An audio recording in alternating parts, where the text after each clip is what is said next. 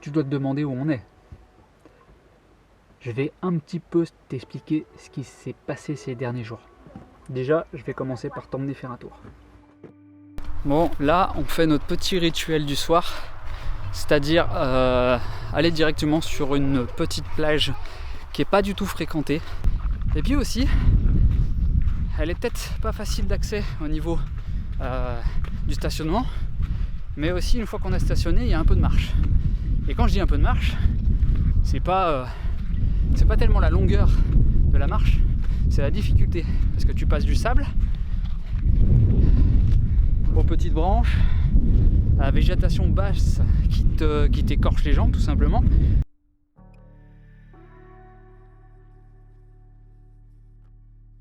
Il faut dire que il y a plein les crocs quoi. Enfin, c'est quelque chose vraiment qui se mérite quoi. On va pas s'en plaindre, mais c'est vraiment une petite plage qui se mérite. Et franchement, quand on arrive au bout, on est bien content d'arriver.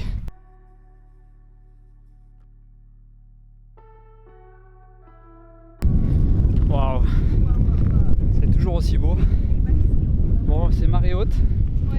Il y a un peu moins de vagues, mais le spectacle il est toujours aussi chouette.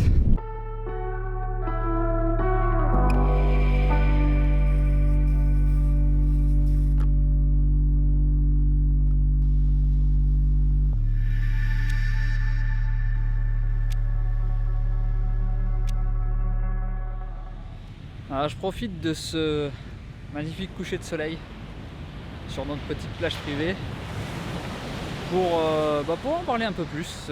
Qu'est-ce qui s'est passé depuis, qu'est-ce qui nous a amené à partir comme ça avec Sika.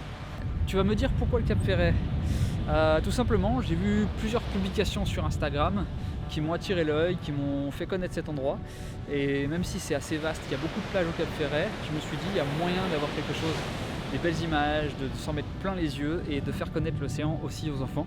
Et c'était on va dire le bon endroit. On n'est pas du tout déçu du Cap Ferret parce que on a l'océan, comme tu peux le voir là derrière. On a eu du beau temps toute la semaine. Là on est mercredi, il nous reste encore demain, donc on a eu du beau temps jusqu'à maintenant, parce qu'on a vraiment clairement profité.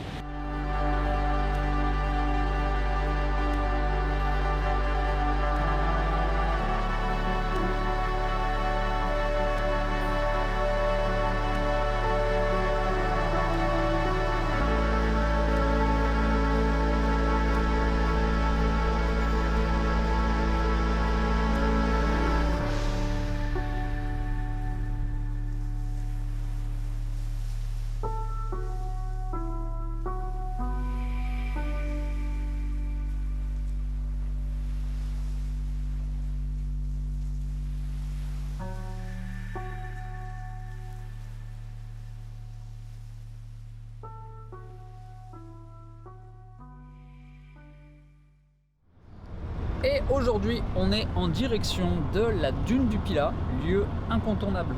Enfin, c'est ce que disent les gens du coin, mais apparemment c'est incontournable au niveau du bassin d'Arcachon. Et on y va tous ensemble. Bon, la moitié qui dorment hein, déjà. Enfin, c'est pas moi qui conduis non plus. Là, apparemment, je conduis mal. Bref, voilà, on a décidé de faire la dune du Pilat parce que c'est quelque chose qu'il faut forcément faire quand on est dans le coin. Quand on est au Cap Ferret, on dirait que c'est juste à côté, mais en fait il faut faire tout le tour du bassin d'Arcachon et ça se fait à peu près en 1 heure en voiture, si ça roule bien. Voilà, donc on s'en était pas rendu compte, mais bon, c'est pas très grave. De toute façon, avec les 12 heures de route qu'on va se taper au retour, l'océan, c'est vrai que faut venir hors saison. Clairement, il faut venir hors saison. Nous là, dans le camping où on est, les Pastourelles, à l'Èche Cap Ferret, on est très très bien.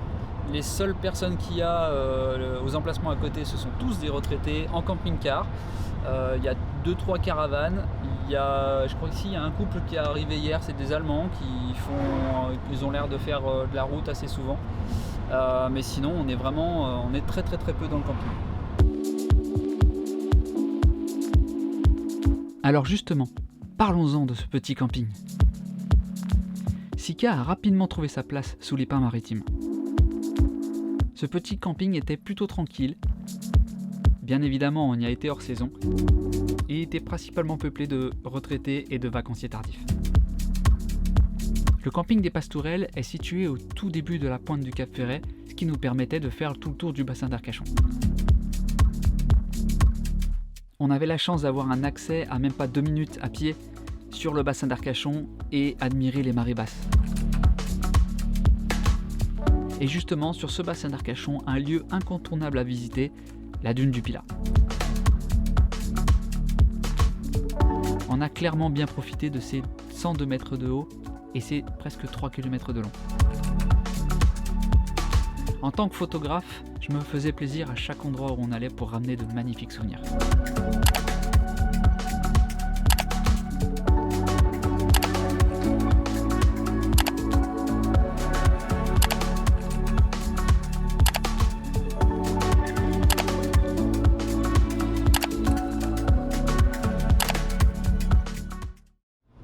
Donc pour le retour, on va faire ça sur 3 jours. On va essayer de rouler 3-4 heures par jour. Tout en national cette fois-ci parce que sur l'autoroute on a trop consommé. On a fait 2 pleins et demi alors que c'était pas prévu. L'autoroute c'est hors de prix aussi avec une caravane. Donc clairement on a cramé une bonne partie du budget qui était prévu pour profiter ici. Et on l'a cramé dans le trajet à l'aller. Et ça fait un peu chier parce qu'on a déjà dû acheter des pneus en dernière minute. Plus la pause. On a un petit peu cette frustration de ne pas pouvoir profiter comme on aurait voulu. Mais bon, c'est que partie remise. Peut-être qu'on reviendra dans le coin. Alors peut-être pas forcément au Cap Ferret. Ouais, pas forcément. Après l'océan Atlantique, oui, absolument. Parce que moi, j'adore la montagne, mais j'adore aussi l'océan. Mais c'est sûr, on y retournera. Si on peut essayer de revenir un peu plus haut, peut-être pas La Rochelle, mais un peu en dessous, entre les deux. Au moins Lacanau. Déjà Lacanau, ça peut être pas mal.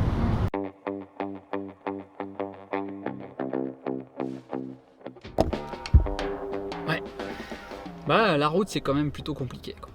Disons que c'est compliqué à la fois à cause du véhicule et aussi par rapport aux gosses.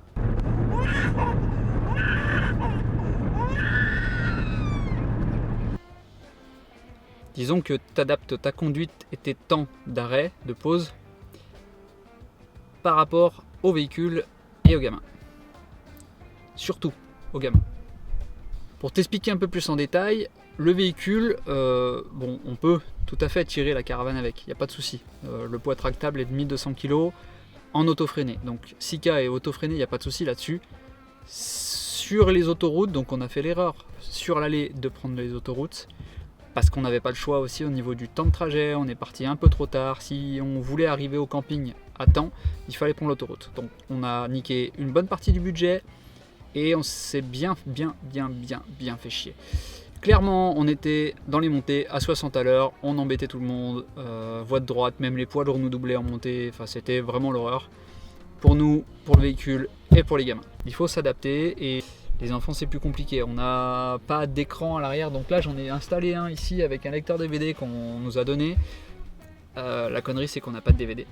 Donc on en a un dedans, c'est un vieux film tout pourri avec Denzel Washington, j'en sais rien, enfin c'est un truc tout pourri, il n'y a même pas de dessin animé, il n'y a rien, on n'a pas prévu ça. La prochaine fois on prévoira ça, je pense qu'on aura un peu plus la paix et on pourra un peu plus rouler. Le seul gros souci c'est ça en fait, parce que souci mécanique on n'en a pas eu, à part au départ, parce qu'il va absolument changer les pneus, mais sinon voilà. On n'a pas à se plaindre parce que c'est des soucis, c'est des points sur lesquels on peut faire quelque chose. Donc voilà. Bon, voilà, on est enfin rentré après 1400, à peu près 1400 km.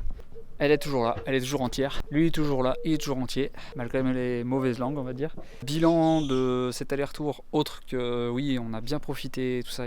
Le bilan, on va dire matériel, c'est que la caravane, elle tient le coup, il n'y a pas de problème.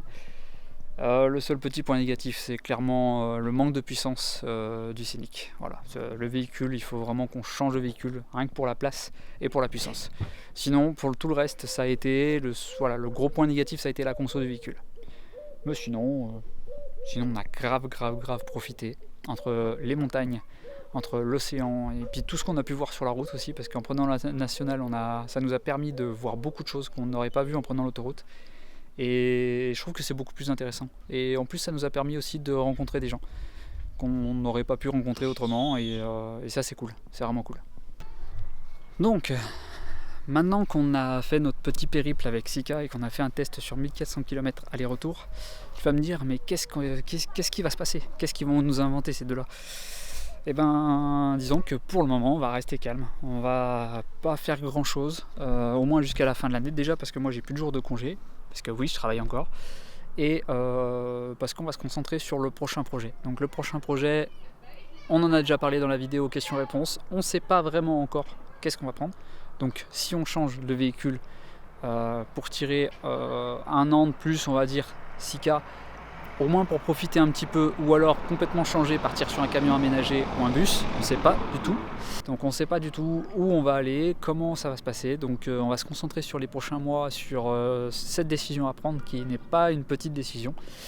Et ben on verra, on reviendra très vite se donner des nouvelles. Je pense que je referai quand même une vidéo d'ici quelques temps pour on va dire faire un bilan global sur les travaux, parce qu'il me reste encore 2-3 petites bricoles à faire dessus, et on va essayer de rendre un minimum autonome aussi la caravane, je pense, parce que Sika mérite une longue vie, donc plutôt qu'elle pourrisse dans un coin, on va faire en sorte qu'elle soit autonome, qu'elle puisse servir, même si elle ne nous servira pas à nous, elle pourra servir à quelqu'un dans la famille, et je pense que ça peut être cool qu'elle soit autonome. Donc on va se pencher peut-être là-dessus, quitte à investir un petit peu, au moins ce sera jamais perdu. Donc les prochains mois vont être très calmes. On aura certainement des choses, on va dire des nouveautés à la rentrée donc, de janvier, donc après toutes les fêtes et tout ça, puisque j'aurai de nouveau mes jours de congé, donc à ce moment-là on verra si on repart de nouveau, soit à l'improviste, soit de manière organisée, peu importe. Bon bah je vais faire la conclusion de cette vidéo tout seul, c'est pas grave. On a déplacé un petit peu Sika sur le terrain on va dire pour améliorer notre condition au niveau hivernal, puisqu'on pense que là où elle était, on allait un petit peu se cailler, clairement. Donc là on est sur des cailloux à côté d'un mur en béton, donc on a un peu moins froid, mais ce qui n'empêche que je vais devoir l'isoler quand même par-dessous. Sinon, si, il y avait un truc que j'ai totalement oublié de dire d'ailleurs, c'est que on a vu qu'on a dépassé les 500 abonnés et on n'a absolument rien fait, même pas un message, même pas un post, rien du tout. On était en plein dedans en fait, on était en plein en train de profiter des vacances, on était à Val d'Isère et je l'ai vu passer et j'ai dit faut qu'on fasse un truc et on n'a rien fait. Je tenais à remercier absolument toutes les personnes qui nous suivent, c'est juste ouf de voir cette communauté qui grandit, et je reçois des messages, il y en a même qui nous demandent quand on n'est pas loin de venir boire des cafés, ça c'est génial. On rencontre des gens, on rencontre des personnes qui sont en caravane, en camping-car ou sur un terrain tout simplement, et c'est cool, moi j'adore ça, le partage d'expérience. C'est pour ça qu'on a fait cette chaîne YouTube, c'est dans le but du partage et c'est 100% partage. Bon voilà, donc il est temps de se quitter, nous on va finir de ranger Sika et de trier nos affaires parce que y a un gros tri à faire encore, et on se dit à très vite pour de nouvelles aventures.